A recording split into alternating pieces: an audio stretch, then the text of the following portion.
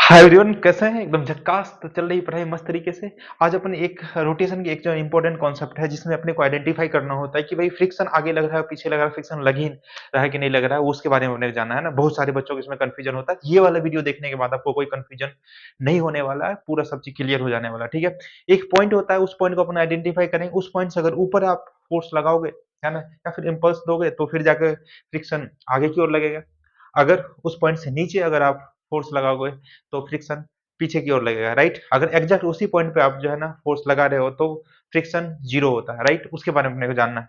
ठीक है, चलिए स्टार्ट करते हैं। ठीक है, तो देखिए देखिए भाइयों और बहनों, उस वाले पॉइंट को अपन डिस्कशन करने वाले हैं। ठीक है, ये मान लीजिए ये डिस्क भी हो सकता है, सिलेंडर भी हो सकता है, सॉलिड स्फीयर, हेमी स्फीयर, है ना, बहुत सारे कुछ भी चीज हो सकता है। ठीक है, हमने इसको इस पे रख दिया, कोई बात नहीं जी, इस पे रख दिया। ठीक है, अच्छा, इसमें अपन मान लेते हैं कि जैसे मोमेंट ऑफ इनर्शिया की अपन बात करें, मोमेंट ऑफ इनर्शिया अपने को आता है। ठीक है, जैसे कि आई इक्वल टू, लेट से अपन सपोज मान लेते हैं कि यहाँ पे क्या है, कुछ Z M R square, Z M R square. अगर अपन जेड की बात करें फॉर रिंग, रिंग के लिए जेड का वैल्यू क्या हो जाता है, 1। वही तो I equal to M R square होता है। रिंग के सेंटर से पास होने वाली, रिंग के प्लेन के परपेंडिकुलर उसके सेंटर से पास होने वाले एक्सिस के अबाउट जो मोमेंट ऑफ इनर्शिया होता है, Z equal to M R square. ठीक है, ओके। अगर अपन डिस्क की बात करें, डिस्क के सेंटर से पास होने वाले एक्सिस के अबाउट अगर रोटेशन हो रहा है, ठीक है, तो उसके लिए अपन जेड की वैल्यू क्या लिखते हैं, 1/2। मतलब देखो, जेड की जगह 1/2 रखेंगे, एम आर स्क्वायर बाई 2। ठीक है, उसी तरह से जो आपका होलो स्फेयर है, होलो स्फेयर ने होलो सिलेंडर, होलो सिलेंडर, ये सब आता है आपको, है ना। Hollow solid, solid solid solid cylinder, solid cylinder तो इसके जैसा होता है ना, डिस्क जैसा। ठीक है, जैसे अपन होलो स्फेयर की बात कर ले, होलो स्फेयर, इसका जेड की वैल्यू कितनी होती है, जेड की वैल्यू होलो स्फेयर के लिए ये 2/3, है ना। सॉलिड के लिए, सॉलिड के लिए, solid sphere, Z equal to 2/5। ठीक है, सब यहाँ पुट करते जाओगे तो आपका मोमेंट ऑफ इनर्शिया आता जाएगा। ठीक है, अपन मान लेते हैं कि यहाँ पे ये वाले इसके सेंटर से कुछ डिस्टेंस, लेट से एच डिस्टेंस पे हमने एक फोर्स एफ लगाया। ठीक है, हमने एक फोर्स एफ लगाया। ठीक है, और ये वाला पॉइंट को अपन मानते हैं, इस वाले पॉइंट पर अगर हमने फोर्स एफ लगाया तो यहाँ पे फ्रिक्शन की वैल्यू क्या है, फ्रिक्शन की वैल्यू यहाँ पे जीरो है, फ्रिक्शन लग ही नहीं रहा। ठीक है, वो वाला पॉइंट है वो। अगर फ्रिक्शन लग नहीं रहा तो इसमें यहाँ पे आपने फोर्स एफ लगाया जिसकी वजह से ये इधर की ओर घूमना स्टार्ट करेगा, राइट। लेट से इसको अल्फा एक्सलेशन मिल रहा होगा और इसका सेंटर ऑफ मास की एक्सलेशन कुछ एसीएम अपन ले लेते हैं, एसीएम ले लेते हैं। ठीक है, धक्का मारा तो इसके बाद देखो टॉर्क मिलेगा ना, इसको टॉर्क मिलेगा ना इधर की ओर, इस तरह से ऐसा घूमेगा, वो इस तरह से घूमेंगे तो अल्फा इधर रहा और सेंटर मास आगे की ओर लेट से जा रहा है एसीएम से। ठीक है, तो अपन यहाँ पे लिखते हैं एक ट्रांसलेशन का इक्वेशन, एक लिखते हैं रोटेशन का इक्वेशन। ठीक है, तो तो यहाँ पर अपन ट्रांसलेशन इक्वेशन लिखेंगे क्या, एफ इधर लग रहा है, एसीएम इधर जा रहा है, इसका मास ले लेते हैं एम है, तो अपन लिखेंगे F equal to M into A centre of mass. ठीक है, अब सेंटर के बाद टॉर्क लिख ले, रोटेशन का इक्वेशन लिख लेते हैं। रोटेशन इक्वेशन लिखेंगे तो क्या, F into H, F into H, इसका मोमेंट ऑफ इनर्शिया हमने आई माना, आई इंटू अल्फा कर लिया, आई इंटू अल्फा, दूसरा इक्वेशन यहाँ से आ गया, दूसरा इक्वेशन यहाँ से आ गई। अब जो यहाँ पे जो रिलेशन है, यहाँ पे जो रिलेशन देखो, यहाँ पे सेंटर ऑफ मास आगे की ओर जा रहा है।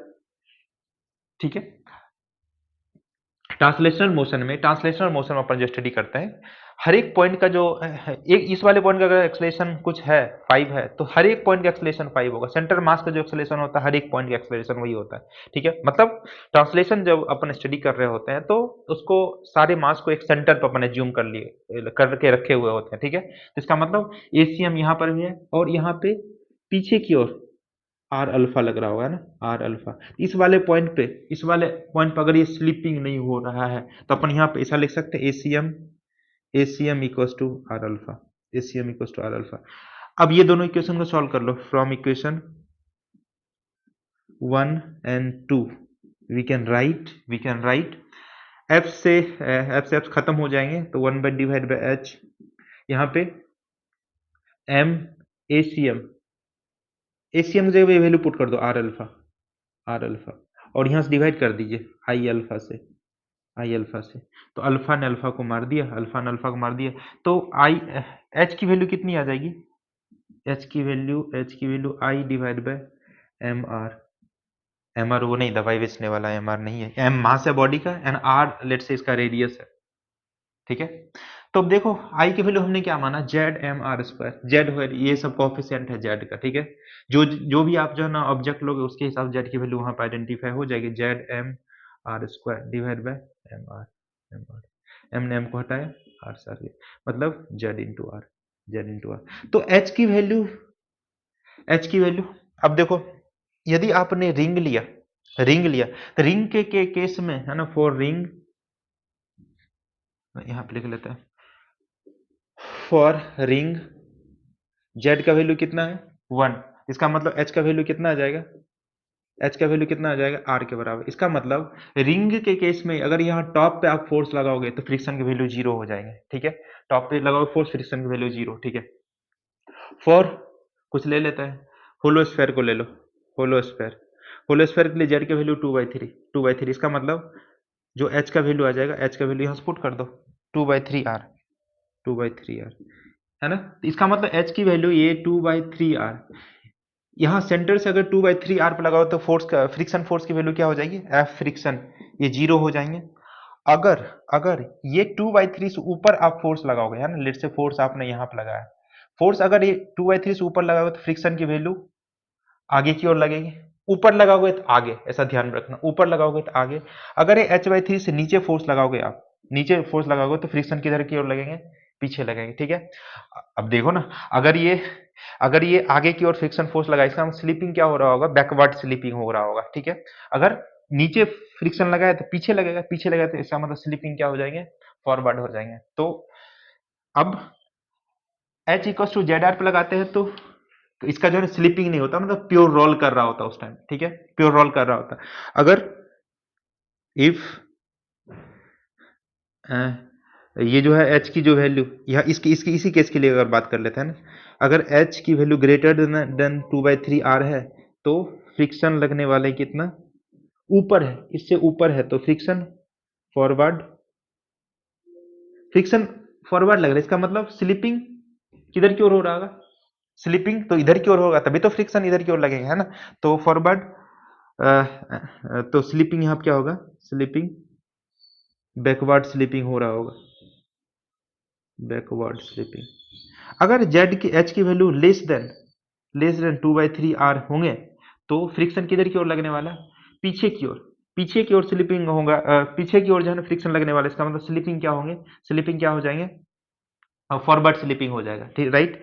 तो ऐसा है तो फ्रिक्शन लगेगा अपना, फ्रिक्शन बैक में, बैकवर्ड एंड स्लिपिंग फॉरवर्ड। जाहिर सी बात है यार, फ्रिक्शन पीछे लग रहा है, फ्रिक्शन पीछे लग क्यों रहा होगा, है ना, फ्रिक्शन तो पीछे इसलिए लग रहा होगा ना ताकि वो बॉडी आगे की ओर घिसता हुआ जा रहा है, जिसकी वजह से उसको रोकने के लिए फ्रिक्शन पीछे लगा, ठीक है।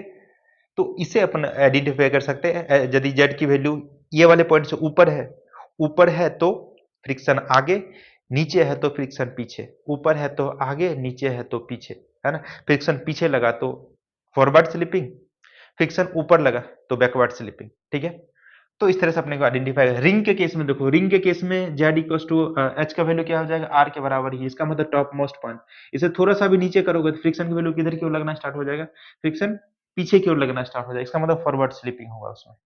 समझ में आ रही बात, ये सारे पॉइंट के लिए आप आइडेंटिफाई कर सकते हो, ठीक है।